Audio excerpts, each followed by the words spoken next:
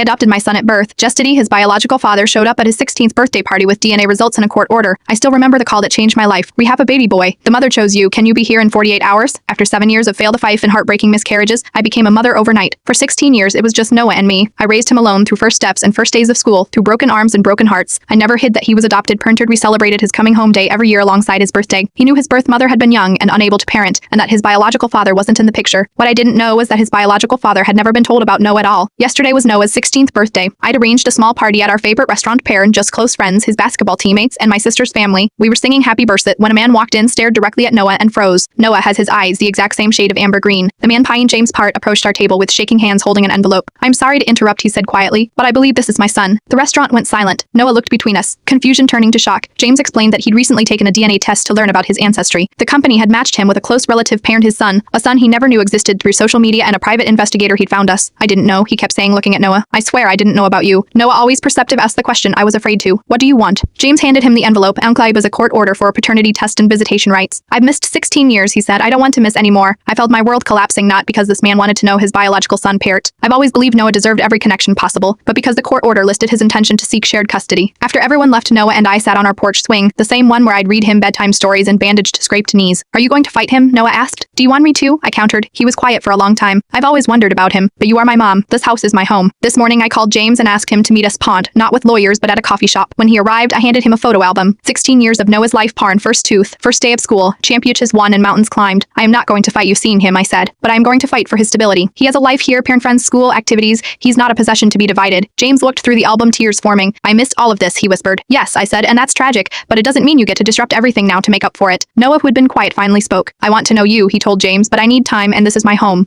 James nodded slowly. Can we start with dinner once a week? I just want to know my son. We're meeting with a family therapist tomorrow to create a plan. I am terrified of sharing the child I've raised alone, but I keep reminding myself, love isn't a finite resource. Noah having a relationship with his biological father doesn't diminish what we have. Sometimes being a parent means putting your child's needs above your own fears, even when those fears are screaming at you to hold on tighter. Because the truth is, I didn't just adopt Noah 16 years ago. I made a promise to give him everything he needs, heart, even when what he needs is more than just me.